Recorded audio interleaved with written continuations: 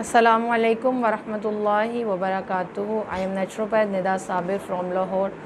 उम्मीद करती हूँ कि आप सब लोग खैरियत के साथ होंगे।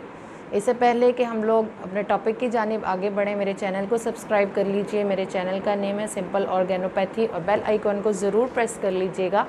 ताकि आप लोगों को मेरी नई से नई आने वाली वीडियोज़ मिलती रहें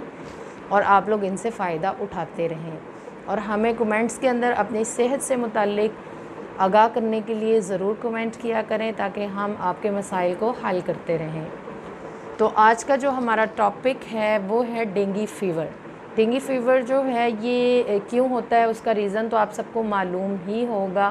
कि ये एक मादा मच्छर के काटने से एक तंदुरुस्त इंसान के जिस्म के अंदर जो है वो ट्रांसफ़र होता है।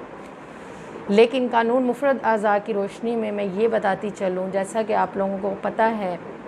कि कोई भी जरासीम जो उनसे होते हैं ये सबब मर्ज़ नहीं बनते। अगर हमारी इम्यूनिटी जो उनसे होती है वो स्ट्रॉन्ग होती है तो वो इन तमाम जरासीम के ख़िलाफ़ जो है रेजिस्ट करती है और इनका हमारे जिस्म पर कोई असर नहीं होता।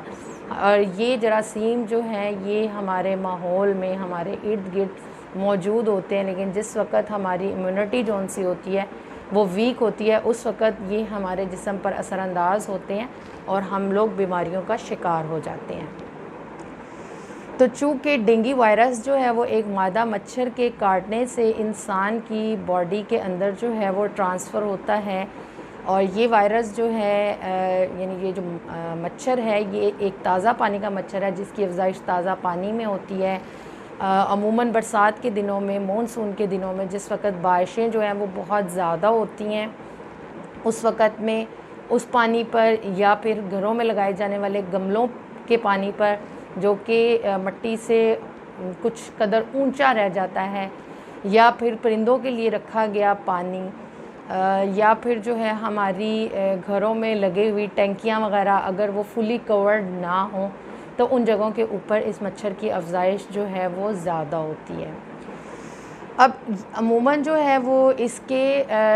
काटने के 4 to 5 डेज़ के बाद जो है वो पेशेंट को सिम्टम्स आना इसके स्टार्ट होते हैं और इसमें लोगों की कंडीशंस होती हैं। कुछ लोग तो 3-4 डेज़ के अंदर जो है वो बुखार उनका उतर जाता है, लेकिन कुछ लोग यानी बहुत ज़्यादा जिनकी इम्यूनिटी कमज़ोर होती है उनके ऊपर इसका असर जो होता है, इसका हमला शदीद होता है, तो उनको बहुत सी मुश्किलात का जो है वो सामना करना पड़ता है। तो अमूमन जो उनसा इसका फुल पीरियड है, जो इसका दौरानिया है वो 2 वीक्स का होता है, यानी 7 to 14 डेज़ तक जो है इंसान इसके साथ जो है वो फ़ाइट करता है, उसकी क़ुव्वत मुदाफ़ियत इसके साथ जो है वो फ़ाइट करती है।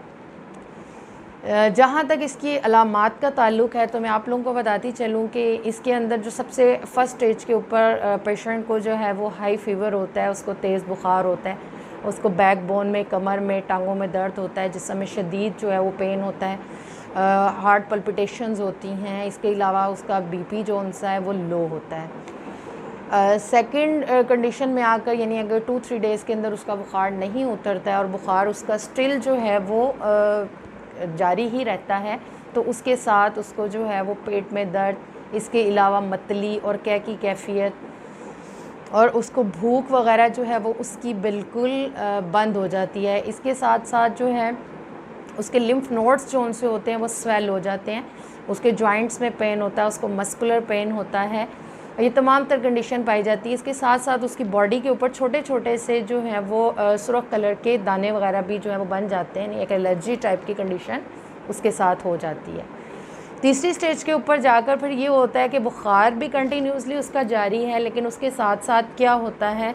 कि ब्लीडिंग जो है वो जिस्म के मुख्तलिफ़ हिस्सों से होनी शुरू हो जाती है, क्योंकि इसके अंदर जैसा कि आप लोगों को पता होगा अगर पेशेंट का CBC करवाएं तो उसके प्लेटिलेट्स, उसके WBCs जो होते हैं वो स्टिल लो कंडीशन की तरफ जो है वो जा रहे होते हैं। अगर एक नॉर्मल इंसान के अंदर जो है वो WBCs जो हैं वो 4000 तक हैं और जो है प्लेटिलेट्स अगर उसके 1,50,000 से 4.5 लाख तक हैं, तो ये जो हैं वो डे बाय डे इसके नीचे की तरफ को आते हैं, जिसकी वजह से ये होता है कि उसका खून जमने का अमल वो स्लो हो जाता है, उसका खून जो होता है वो बिल्कुल पतला हो जाता है, जिसकी वजह से बॉडी के अंदर क्या होती है, जो उसकी ब्लड विसल्स होती हैं इनके अंदर स्वेलिंग हो जाती है, उसके बाद वो फट जाती हैं, उसमें जरियाने खून होता है और उसकी स्किन के नीचे देखा जाए तो पर्पल पर्पल कलर के जगह जगह पर पैचेस बन जाते हैं। डिफरेंट उसके बॉडी पार्ट से जो है वो जरियाने खून हो सकता है, ब्लीड आउट हो सकता है, उसको नोज़ से खून आ सकता है, इसके साथ साथ जो है वो कै के साथ उसको खून आ सकता है, उसके यूरिन या उसके स्टूल के अंदर जो है वो भी खून वगैरह जारी हो सकता है। तो ये इसकी बहुत ज़्यादा वर्स कंडीशन होती है जिसमें बहुत कम लोग यानी जिनकी इम्यूनिटी बहुत ज़्यादा जो होती है वो लो होती है वो इसकी तरफ को जो है वो जाते हैं। बाकी अल्लाह रब्बुल इज़्ज़त जो है वो अक्सर लोगों को इससे महफूज ही रखते हैं। तो अल्लाह ताला हमारी इन तमाम तर वबाई अमराज से और इन जरासीमों से, इन सब चीज़ों से हमारी हिफाजत करे, उसके लिए एहतियाती तदाबीर पर जो है वो ज़रूर अमल करना चाहिए। और यहाँ पर मैं इसके लिए जो आप लोगों को नेचुरल रेमेडीज़ जो आपके साथ शेयर करने वाली उसको ज़रूर सुनिएगा और गौर से सुनिएगा, ताकि आप लोगों की अगर फ्रेंड्स में, फैमिली में या घर में किसी को भी ये प्रॉब्लम हो तो आप पेशेंट को जल्द अज जल्द जो है वो क्योर कर सकें। अमूमन ये किया जाता है 2-3 डेज़ जो है वो वेट ही किया जाता है कि पेशेंट का बुखार ख़ुद से उतर जाएगा। उतनी देर में कंडीशन ज़्यादा वर्स हो सकती है, उसके WBCs और उसके प्लेटलेट्स काउंट जो है वो गिर सकती है। तो टाइम के ऊपर डायग्नोजिंग कर लेना, टाइम के ऊपर जो है वो चेकअप करवा लेना इंशाल्लाह हमें फ्यूचर के अंदर बहुत सी प्रॉब्लम से जो है वो बचा सकता है। तो इसके लिए मैं आपको बताती चलूँ कि पेशेंट को चूँकि भूख वगैरह बिल्कुल नहीं लग रही होती, लेकिन हमने उसको फिर भी खाने के लिए कुछ ना कुछ देते रहना है और उसके पानी का बहुत ज़्यादा ख्याल रखना है। पानी उसको ज़्यादा से ज़्यादा मिकदार के अंदर वो पिएगा और जितने फ्रेश जूसेस हैं जिस कदर वो ले सके उसको ज़रूर लेने चाहिए। उसके अंदर जो है वो एप्पल का जूस बहुत ज़बरदस्त है, सेब का जूस इस्तेमाल करवाएं आप मरीज़ को। उसके साथ जो है इसके अंदर चुकंदर का जूस ऐड कर सकते हैं, अनार का जूस ऐड कर सकते हैं, जो कि उसकी प्लेटलेट्स काउंट को जो है वो इंशाल्लाह बहुत जल्द क्योर कर देगा।